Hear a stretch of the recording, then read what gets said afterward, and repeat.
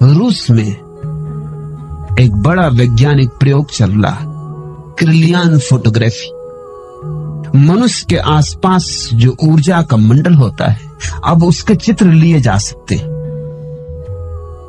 इतने सूक्ष्म फिल्में बनाई जा चुकी हैं जिनसे न केवल तुम्हारी देह का चित्र बन जाता है, बल्कि देह के आसपास जो विद्युत प्रकट होती है उसका भी चित्र बन जाता है।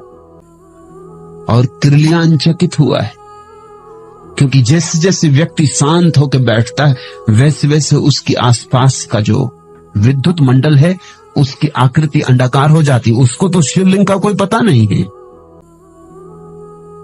लेकिन उसकी आकृति अंडाकार हो जाती। शांत व्यक्ति जब बैठता है ध्यान में तो उसके आसपास की ऊर्जा अंडाकार हो जाती।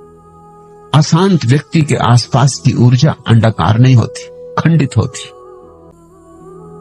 टुकड़े टुकड़े होती, उसमें कोई संतुलन नहीं होता।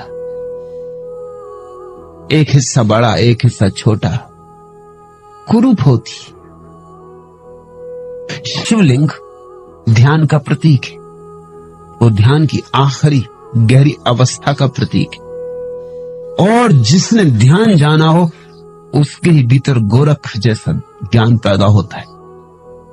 संतों की परंपरा में गोरख का बड़ा मूल्य है, क्योंकि गोरख ने जितनी ध्यान को पाने की विधियां दी उतनी किसी ने नहीं दी। गोरख ने जितने द्वार ध्यान के खोले किसी ने नहीं खोले। गोरख ने इतने द्वार खोले ध्यान के कि गोरख के नाम से एक शब्द ही हमारे भीतर चल पड़ा, गोरख धंधा। गोरख ने इतने द्वार खोले कि लोगों को लगा कि तो बड़ी उलझन की बात हो गई। गोरख ने एक आध द्वार नहीं खोला, अनंत द्वार खोल दिए।